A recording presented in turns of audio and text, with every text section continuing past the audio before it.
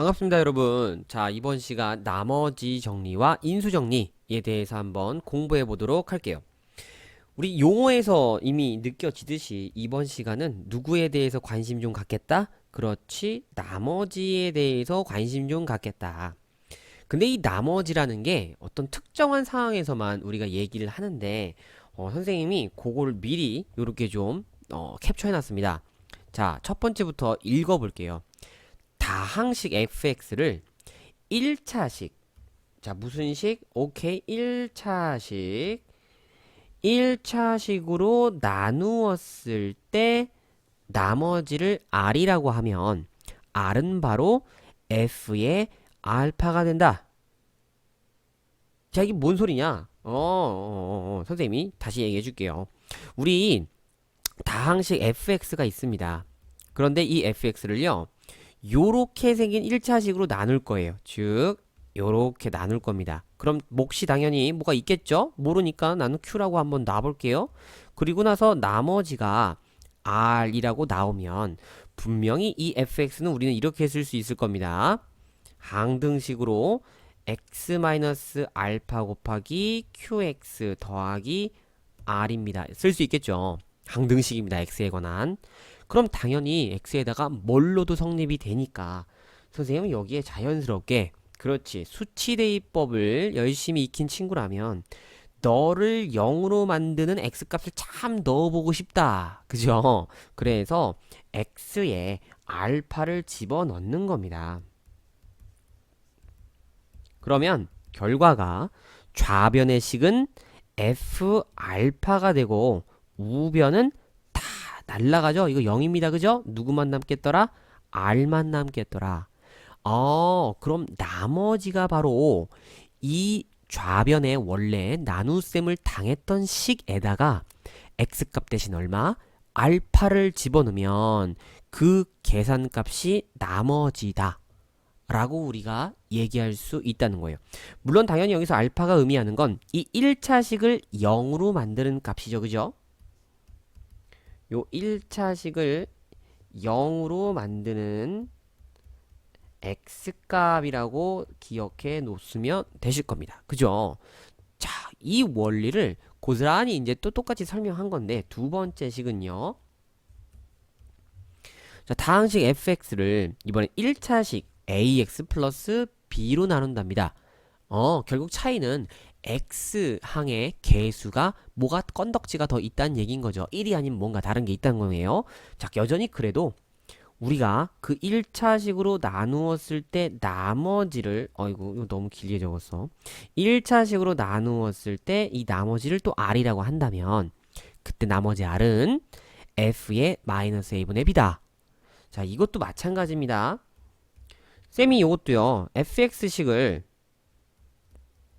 자 누구로 나눌 겁니까? 오케이, ax 플러스 b로 나눌 겁니다.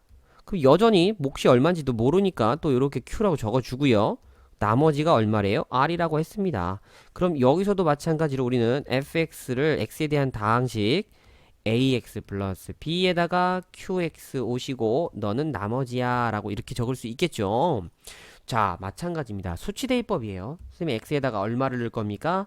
오케이, 너를 0으로 만드는 x값 마이너스 a분의 b를 넣겠다는 뜻입니다. 그래서 너를 쓱 넣어주면 x자리 대신에 마이너스 a분의 b를 넣어준 값이 좌변에 나올 거고 그 결과는 얘를 0으로 날려보내서 결국 r만 나오게 되는 결과, 얘가 나머지가 되겠다 라고 하는 게 바로 나머지 정리입니다.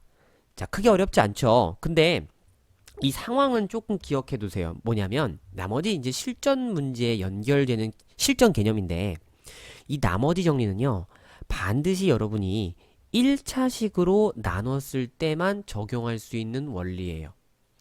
근데 나중에 이 실전 문제를 보면요 2차식이나 3차식으로 나눴을 때 뭐 나머지를 구하는 것도 많이 등장합니다.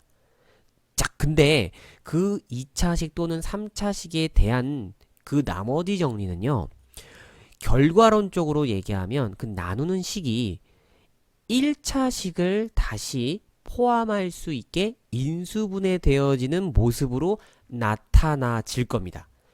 왜냐면 그래야지만 그때서야 나머지 정리를 우리가 써먹을 수 있거든요. 뭐 물론 결과론적인 얘기가 되긴 하지만 요것도 기억해 두면 나머지 실전 문제 풀 때 같이 우리가 조금 이게 쉽게 접근할 수가 있어요. 그래서 같이 이것도 기억해 놓으세요. 자, 그리고 이제 두 번째는 누구에 대해서? 그렇죠. 인수정리. 자, 그럼 이 인수정리가 뭐냐? 자, 페이지를 선생님이 넘겨서 인수정리만 좀 따로 또 적어주시면, 자, 이 인수정리는요, 나머지 정리에 포함되어지는 개념인데, 이 나머지 정리 중에서요, 나머지가 0일 때, 그때를 우리는 인수정리라고 합니다.